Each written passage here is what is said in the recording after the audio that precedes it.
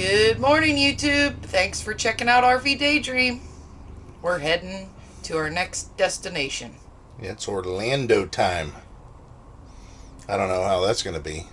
They got a weird check-in thing, from what I understand.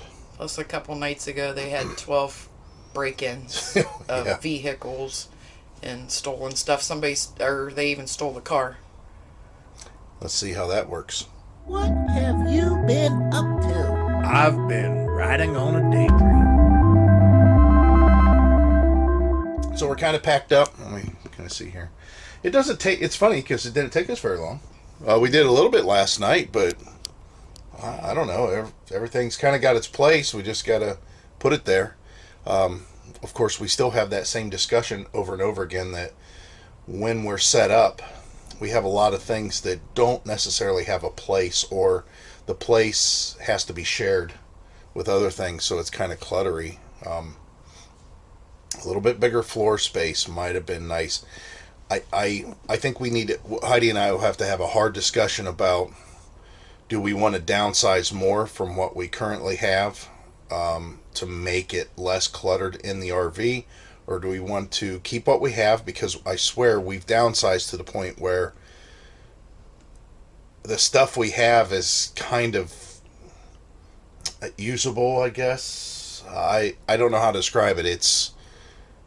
We have tapes and glues and batteries and stuff like that. Like the tapes and glues and stuff, once it's gone, it's gone. Right. But it's going to be... But do we need to get rid of that stuff for... And when I talk about tapes and glues, we have blue masking tape, we have white masking tape, we have packaging tape, we have Gorilla tape, we have duct tape. And the thing is, we use kind of all that stuff. Literally, we've used 4 of those tapes in the last week, actually. So, at that point, should you keep it? Well, I'm thinking if you use it, maybe. But the whole idea behind the additional floor space with us, there is no way we will tow a bigger travel trailer. This is the biggest travel trailer we want to tow. We're at 30 feet. Yeah. I don't want a 32-footer, which, in retrospect, I would have bought a 32-footer if I would have known I was going to add something to the back of the RV to make it 32 foot in length anyways. However, what we've added in the back can easily be removed. It's also not 32 foot and 8 foot tall, and 8 foot wide, or 10 foot tall and 8 foot wide. So adding that on the back isn't a big deal compared to, adding another 2 foot of trailer. But as far as floor space, the only way that we would go bigger is a fifth wheel. We've talked about it numerous times. Rockwood has 3 of them that we have been very interested in. I know everybody, hey, Grand Design and, Jayco, and, look at this one from what... I looked at a lot of them. It's just the Rockwood. That should be a testament how picky we are and the problems that we've had, which are minor. I really still like the Rockwood stuff. There's so many initial build quality things that they do that if I get into another one, I know I'm going to say, for example, Grand Design or Jayco or any of them for that matter, I'm going to go, it kind of sucks that the dinette isn't structurally built out of double welded aluminum frame, or the bed frame isn't made out of aluminum, double welded aluminum. That's what these are. All the other ones are wood. So, like the one salesman says, I can't remember what his name is or anything, he said, the only wood that really Rockwood uses is, of course, the 5/8 inch, 5/8, that's pretty thick, marine grade, which is better than any of that other stuff, tongue and groove, which means the wood hooks into each other, and it's screwed, decking for the floor, and the wood and all the cabinetry, including, the build of the dinette, stuff like that. Other than that, wood, all the trusses are aluminum in this. So, I'm talking about roof trusses. So other than that wood, the only other wood that's in this RV is in the name, Rockwood. So there's not a lot of wood. It's mostly aluminum frame, so it's kind of nice. But yeah, fifth wheel, because like I said in the past, we are a 30-foot before we put all the stuff on the front and the back of the RV. And I'm talking about that Pro Pride hitch. So from the ball hitch to the bumper, the original bumper, we're 30 foot. We're 29 9 inches. With the hitch, with the way it hooks up to the truck, and with that box on the back, and with the truck that we're using, when we're hooked up, we're 55 feet from truck bumper to the back of the cargo box. So that's a lot. I mean, that's a lot of length. We could gain 6 more feet of floor space and be the exact same hookup length if we went to a fifth wheel. So 6 foot is a lot. That's like going from a 30-foot trailer to a 36-foot trailer. That's a lot. That's a lot of length. So we're thinking about it. But we're loaded up, or we're packed up. We're getting ready to hitch up and we go out and empty our tanks. Like I say, Orlando has a weird check-in policy. They have you better not get there before noon. They'll turn you away. Make you drive down the street. Yeah. So maybe we'll just go up the street and hang out until noon. Then, which I think we need to get something to eat too, anyways. And as far as theft can happen anywhere. It just so happened it did just a couple nights, as Heidi mentioned. There's a couple of things going on down there right now, and we're not going to let it ruin our trip. I mean, I hate when people let it ruin their trip before they even start it. If they just deal with it, on some level, nothing's perfect. It's just nothing's perfect. So here's what we know so far about, and we're still excited to go there. When I say this, and I'm telling you this, we are still very excited to be going to Orlando, and I'm sure we'll be fine, the time we're there. I'm sure there'll be inconveniences. All right, so here's the things that we know so far that is happening right now at Tampa, or Orlando, I should say, Orlando RV Resort. Number one, we were sent an email that starting today... It was on the 14th. Sorry, already started on the 14th. Today's the 17th. Already started on the 14th. There is work being done throughout the park because they're adding a lot of spaces and growing pains, basically. They should have got it done before winter, but, that's how things roll out. Probably they couldn't get workers down here, just like we can't get workers back home to do the job, when they say they're going to do the job. But they said that we might have water interruption. We may go, to where we might not have water, so we need to fill our tanks. So we got to do that. We got to fill our freshwater tank once we get there. Number two, because storms came through, they actually had a tornado in Pinellas County. It took out like 17 power poles that are in a row. Those storms moved across the state of Florida. It went through Orlando. Apparently they're having power outage, or they have power outages last night that a lot of the park didn't have their power on. Some of the park started regaining their power. So we may get there and we may have a site that don't have power necessarily. And the third thing, which we've already mentioned, and that's theft. They had just 2 nights ago. Yeah, 2 nights ago. They had multiple cars in the neighborhood of like 12 cars that were broken into. Some of them had windows smashed, but most of them that were broken into, they were ransacked.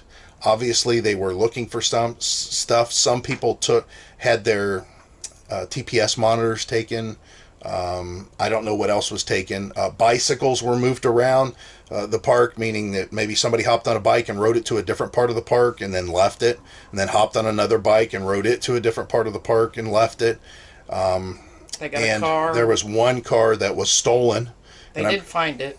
Yeah, I'm sure what was happening was they were going through these cars looking for keys, and they found one. So even with that, though, I mean, it stuff happens. So let us get busy. Ready to go? Yep. Okay, let us get our routine done, and we'll check in with you when we're on the road. All right, so here's something that I've never done. All the years I lived in Florida, whatever.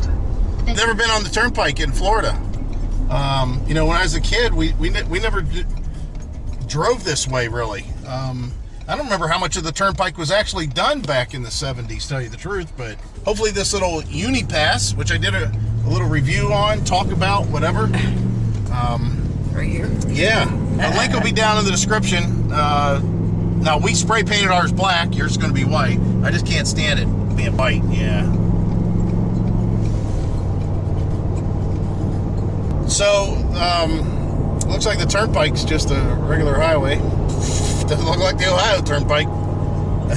3 or 4 lanes. Yeah, Ohio Turnpike's way nicer than this. I'm going to tell you guys this as I look at that sheriff going out there. Look at me behind. Woohoo! I want that job. He hauling buddy, just like, yeehaw, look at me. I'm turfing it up. So, the thing is in the Ohio Turnpike, it is nice, guys. That's the one thing I've always said about the Turnpike for Ohio. It's got to be one of the best. Here comes that sheriff. He's looking for something. Yeah, he's hauling butt up here for something. He definitely pulled a U-turn. Go ahead and shine it out here. Oh yeah, he gonna get someone. No, I know he's gonna get somebody. I thought he was a sheriff. That's what the troopers look like down here, apparently.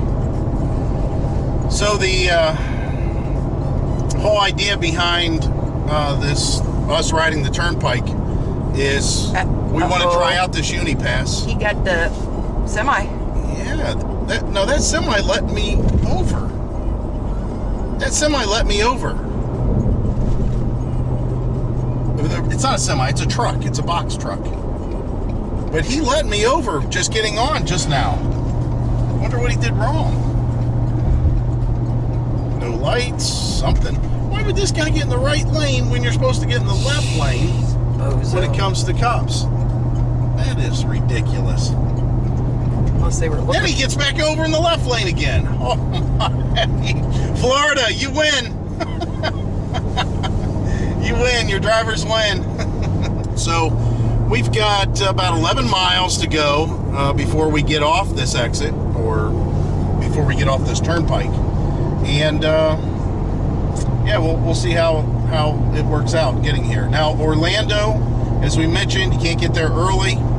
Joe, I remember Joe. And the only reason I remember Joe is because Joe stopped and reminded me that's his name. I don't know why I forgot it. He watched the video then. Yeah, he watched the video, right.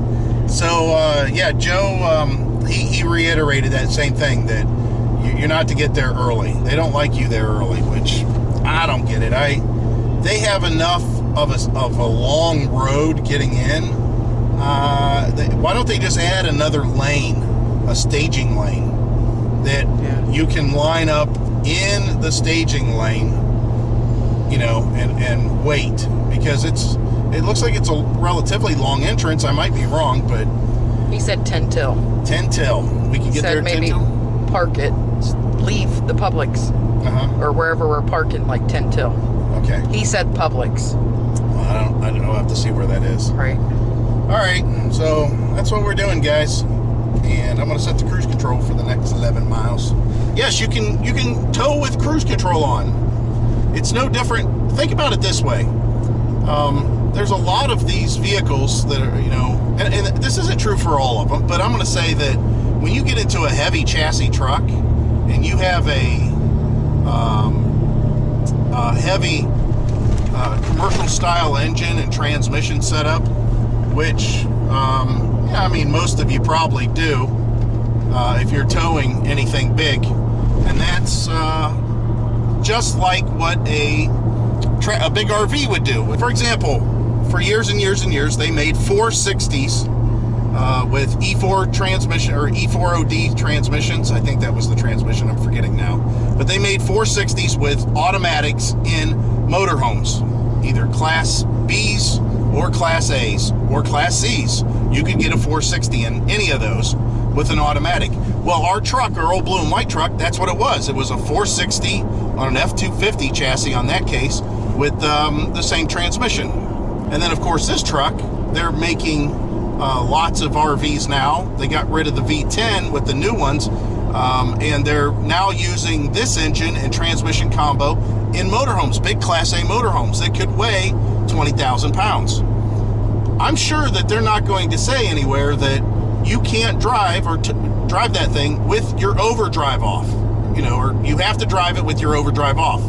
There's exceptions to that, and that is if you're going up and down hills and the transmission's constantly going to overdrive, kicking back to a non-overdrive gear, going to overdrive, kicking out of non-overdrive gear, basically switching gears, doon, constantly, up and down, up and down. That is horrible on a transmission. That will heat up transmission fluid and cause problems right away. So, the fact that we're on Florida's ground right here, and it's pretty darn flat, and we're in a vehicle that is only 17,000 pounds combined, truck and trailer, towing an overdrive is fine. I had somebody mention that and said, is it safe to tow an overdrive? Well, yes, but there is an exception, and that is what I just said. If you have a problem with it switching in and out of gears all the time. So, that's my 2 cents on that one. Look at this parking lot. What a beautiful sight. So there's an AutoZone right here, and there's a CVS that's on that corner, and this is some sort of fitness CF. I don't know what that is. There's a pizzeria that's back there. Basically, we have about 25 minutes before we can get to the campground, which is right down the street here on the right. Just to let you know, if you have a rig set up like mine, the U-turns on this street are extremely easy to do. Currently, it's noon, and it is during the week, but they're easy. They're just, the road's real wide, the U-turns are real wide, and the traffic's not bad. So if you go past and you need to do a U-turn, don't worry about it. So what we're going to do is we're going to grab a couple things out of the refrigerator just to snack on, to hold us over, and like I said, hang out in the truck for about 20 minutes. There's other people doing the same thing. You can see there's a Class A here. There's another Class A that's at AutoZone, but I don't think I'd want to stay here for any period of time and do anything long term, because there's some people like living in their car over here off to my left. I'm not going to show them, but just to let you know, if you want to stage yourself for Orlando RV, why not? Just hang out here. Like I said, the parking lot looks pretty big. You can see there's a lot of room. If they've got a problem, I'm sure they'll tell us, and then I'll tell you guys, but I'm hungry. All right, so here's the deal. Noon means noon. Check-in at noon means check-in at noon. It doesn't mean 5 minutes to noon. It doesn't mean 10 minutes to noon. Regardless of what somebody tells you, it's noon, because we just got to the entrance after we waited in the parking lot there. We waited till we arrived at 10 minutes till noon, and they just waved us on. The guy in the golf cart standing at the end of the road, he just points like, keep on going. So that's what we did. We kept on going. So we basically went down the road further, did a U-turn. Again, you can do U-turns pretty easy here. And we're getting ready to do another U-turn. So you can see the intersections are kind of big. This one's actually a more tight intersection than the other ones that we were using, but still, I'm sure we'll be fine. It's just, I mean, I get it to a certain extent, but I don't know why there would be a system in place that would cause everybody to show up at the same time. And as far as being early, then, like I said, create another lane, create a staging area. I'm sure if I was driving past the park and all the RVs were in the road, and they, to the point where there was no place to turn in, then, at that point I know I should leave. But I don't know. I mean, that's the way they do it. I get it. It's just, here's the thing though, misinformation. Noon means noon. Doesn't mean 10 till, doesn't mean, any other time. It's what it means. Noon means noon. Turn left. In 1 mile, arrive at Orlando RV Resort on the right. In 300 feet, turn right on US 27 North. Turn right on US 27 North. So I'm already seeing 3 RVs pull in. 3 in front of us. So It's a timing thing, and it's noon. It says I'm going to be at that, right up the street. It's saying I'm going to be there at noon. And they're already hanging out the road, it looks like. They sure are. And you know what? That's what I'm doing, too. I don't care at this point. I've already drove around and did the circus merry-go-round. Oh, he's letting them in now. Turn right. Yeah. Yeah, I still think it's kind of funny, though. In 1/4 mile, arrive at Orlando RV Turn right Resort on on the Trails right. Boulevard. So here we are. And this is the entrance. I know there's a lot of stuff that... See, look at this road. Turn left. Look at this road. Get rid of all of these little things here and make this road wide enough that you could have 20 RVs at least, bumper to bumper, staged here on this road. Yeah, I'm thinking that there's ways to get it done. Now, I see they're doing work over here on the left. Why not make this the entrance, and you could double stage people. You could put 40 RVs bumper to bumper here, staging to come in. I don't know. Like I said, I'm pretty efficient with most everything that I do, and as an efficiency person, finding better ways to do stuff. And I'm telling you right now that there's definitely a better way to do this. And again, all these parks are separate. They're all run differently. They're all managed differently. So you get, the confusion of everybody because they don't know. Like the last place, they didn't care when we checked in. And they said, yeah, come in, check in the office. That's how you come in. Where this place has a routine, which I don't even know what the routine is, but I'm assuming we go straight. Sure, why not? But yeah, again, everybody's got their own way to doing stuff. I get it. I understand. And I'm going to put on a mask because I'm going to be talking to people. I don't want them to be throwing their germs inside my truck if I can help it. It's right over there. Okay. And give them your street name and the number on the street. Okay. Street name and the number on the street. Okay. Over there, if it's after 3 o'clock, then you can come up here and get it. Okay. There's no rush. Oh, okay. That's it. Thank you. Oh, yeah. I'm even going to smile at this. Yeah, smile. Oh, there you go. Yeah, we let everybody know because we get misinformation. They say, oh, you guys, you can't check in until noon, which we knew. Then we got a guy last park saying, oh, no, you get there 10 till, you'll be fine. I'm like, oh, okay. No. Unfortunately. Yeah, They all probably right. did that once in October. Oh.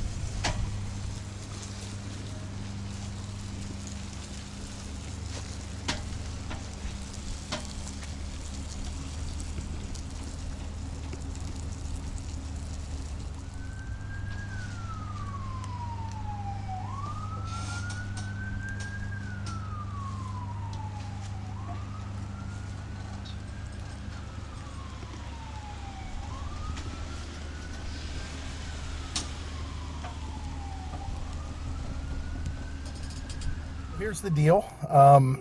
We do have T-Mobile coverage here. We're at site number 9. I'm not sure what street we're on yet. It's not Mellon. We'll have to see what it is.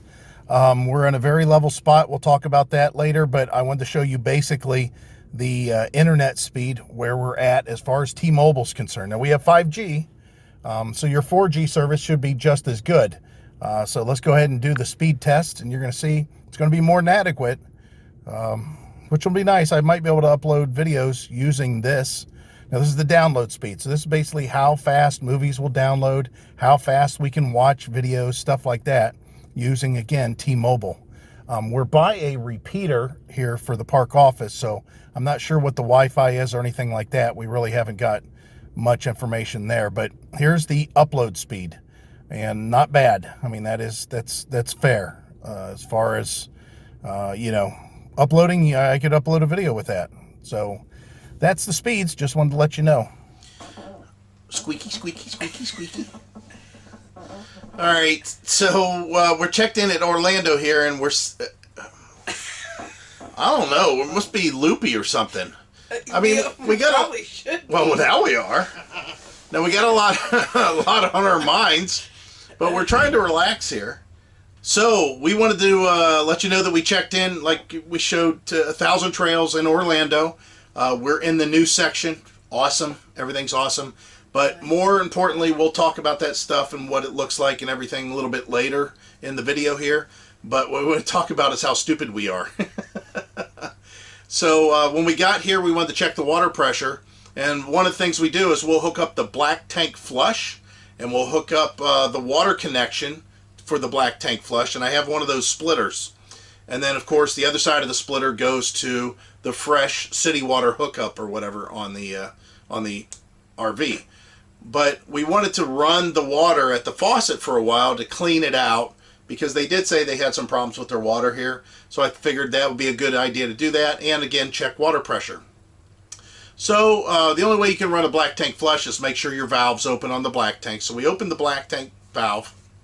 Of course, I already had the Stinky Slinky hooked up, and I checked for leaks on that, and we ran the black tank flush for, I don't know, maybe 5 minutes straight, solid 5 minutes.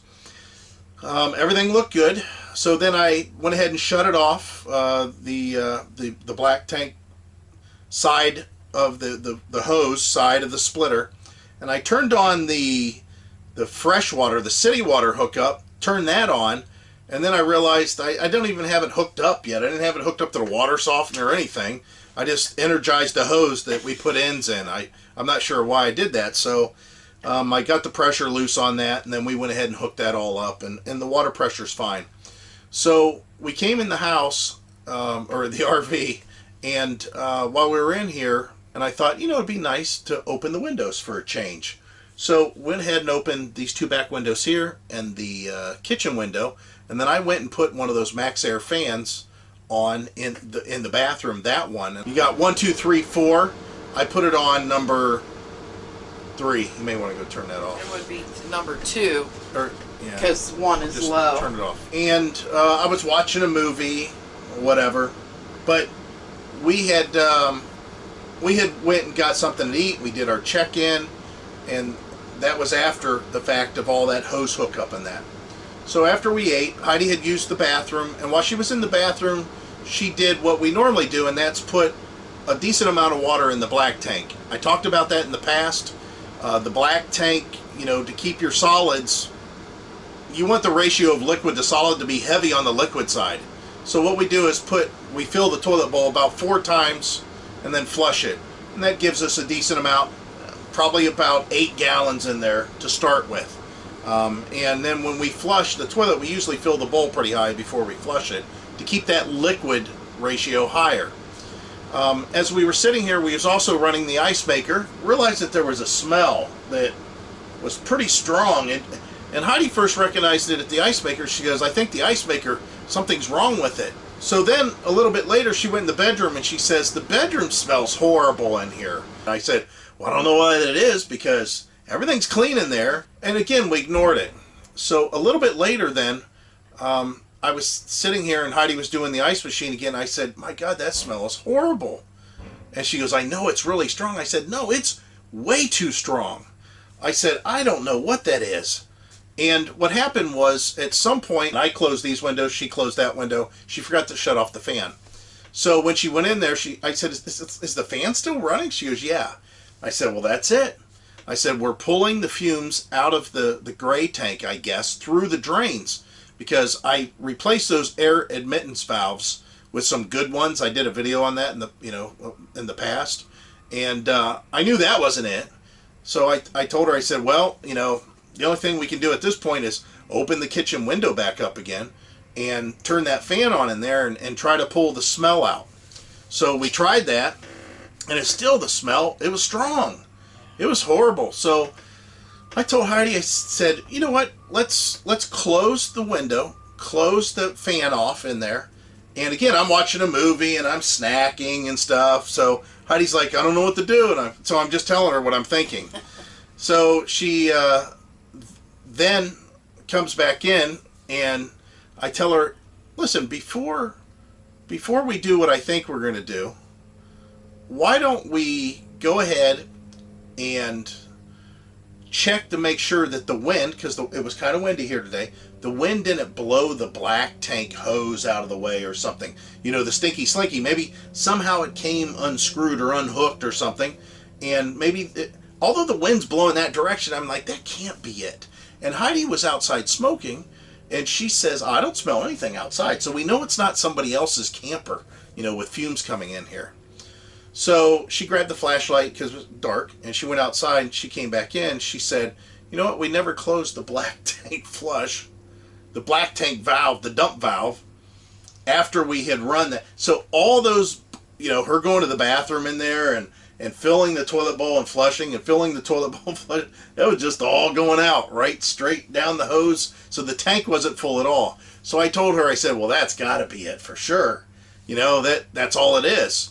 So she closed the valve, she went into the bathroom, and she filled the tank about, well, again, 5 times, full bowl, filling the toilet bowl and 8 flushing to 10 gallons. Yeah, so decent amount of water in there now. So again, we're watching the movie, and Heidi sits down, and she's watching the movie with me and doing something on her phone. And in the meantime, I'm like, God, I can't believe that smell is still lingering. It's horrible. It's getting bad. And Heidi says, well, what should do? And I said, well, how about we turn on the furnace, because it was kind of cold at this point.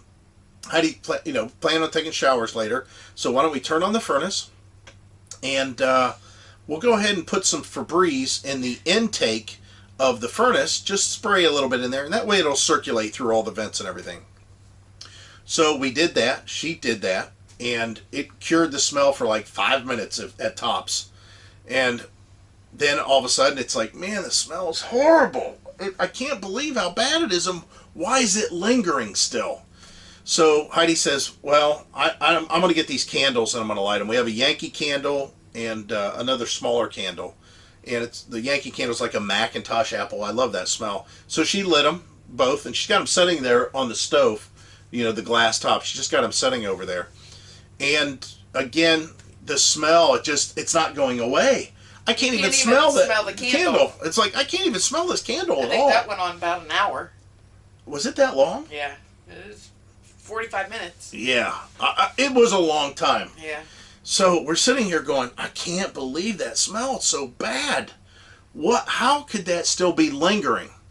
So Heidi had walked over to the stove to look at where the smell was. It was super, super concentrated. Oh my gosh, it was so strong, and I'm like, these candles are burning, I can't even smell them. Yeah, she's right over top of the candles at this point. I look in the burner, one of the knobs on the burner was turned, and I'm like, oh my God. So at some point, either when we were opening the window or closing the window or something, we must have leaned on the stove and made that burner knob turn on. No flame. So this smell that we're smelling in here, propane. Because it's coming on at a weird smell, it's propane. Not only that, but we got 2 candles lit, open, burning right above this propane leak that is filling the RV. I can't believe we didn't blow ourselves up. That was kind of serious, right. But funny after the fact. So that's what we wanted to talk about. Is, man, we're definitely moving into senior citizen territory when we forget to close the black tank flush. Twice. Heidi forgets to turn off the fan, and then we've got the propane running, and we're like, "What's that smell?" It smells, and it doesn't. It still don't smell like propane because it came on so slow and it's been building up for so long. It smells just like Stinks. dead animal. It's That's what it bad. smells like, dead animal. So I guess I'm after gonna we get done with this, we're opening all the Yeah. windows here.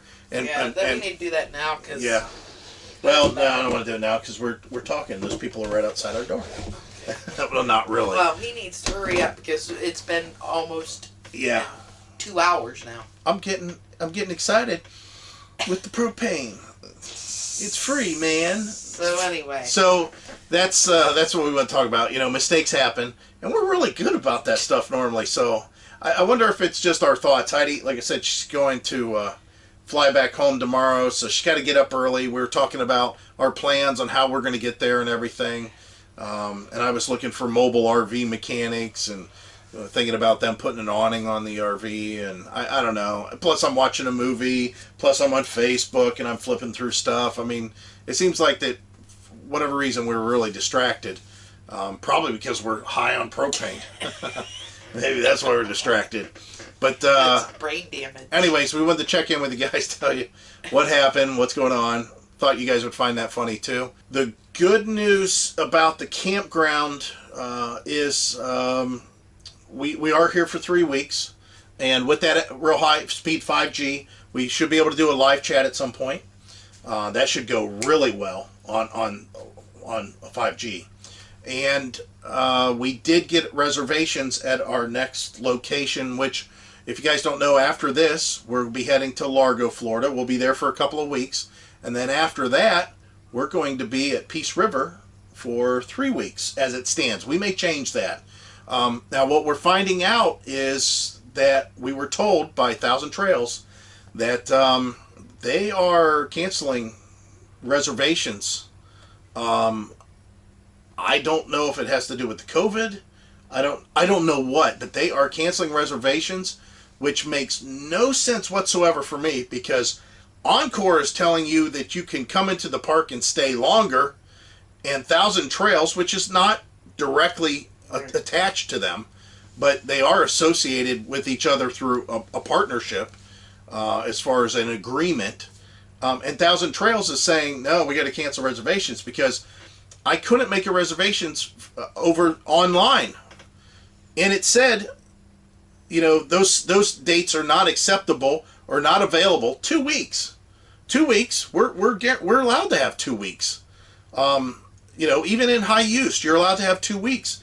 And it says, you know, you need to check the availability. So I click the button that says calendar availability. And the calendar availability had all the dates that I wanted in a row available. So it said, if you're having a problem, call the campground. So we called the campground. The campground said, I don't know, you need to call member services. So we called member services, and she went ahead and set up the reservation for Peace River, and it was in blocks. It was like 3 reservations to cover 2 weeks.